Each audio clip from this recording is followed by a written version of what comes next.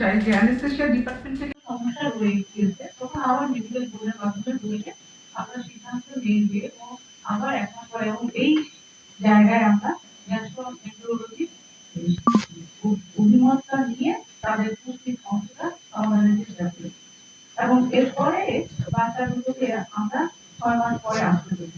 এই বাচ্চা দুটো কিন্তু মাথা, দুটো হাত, দুটো পা, প্রসাবের রাস্তা, পায়খানার রাস্তা এবং ওদের কোনো সমস্যা ছিল না।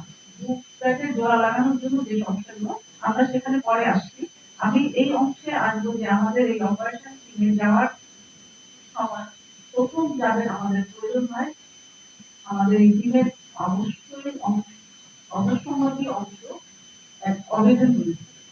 এই অবেদন বিলের মধ্য থেকে আমাদের এখানে আসেন, আসলে অভিজ্ঞতা আসতে পারেনি ওনার পরীক্ষা দিতে। আমাদের এই টিমে 15 জন ডক্টর ছিল এবং ওনারা হলেন ডিএনসি, ঢাকা শিশু হাসপাতাল আর ন্যাশনাল হার্ট ফাউন্ডেশন থেকে।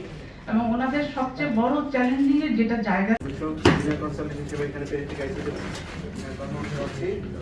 মেইনলি আমাদের ওখানে যে পোস্ট অপারেটিভ যে সমস্যাগুলো হয়েছিল, শিফার ক্ষেত্রে প্রবলেম হলো তার হিমোগ্লোবিন স্টেবিলিটি ছিল না, ব্লাড প্রেশার প্লাস কমতেছিল, প্লাস হার্টটা অনেক বেশি ছিল। তার জন্য আমরা 2 দিন পরে তাকে এক্সটিবেট করি। এক্সটিবেট করার পর আমরা 9 তারিখ এক্সটিবেট করি।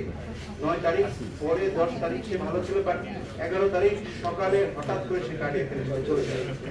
তারপরে তো ম্যাডাম বললো কি হয়েছিল, আমাদের ম্যাডাম আছেন, প্লাস আমরা যার কাছে আসলে এই পেডিয়াট্রিক আইসিইউ ট্রেনিং করে এসেছি, আমাদের নুরুল হাসান স্যার আছে, যাকে আসলে আমরা যখন এই জিনিসটা নিয়ে আমাদের প্রবলেম হয়েছে, আমরা কিন্তু রাত নাই বিরাত নাই আমরা স্যারের সাথে কথা বলতে পেরেছি এবং ইভেন আজকে সকালে স্যারের সাথে আমাদের কথা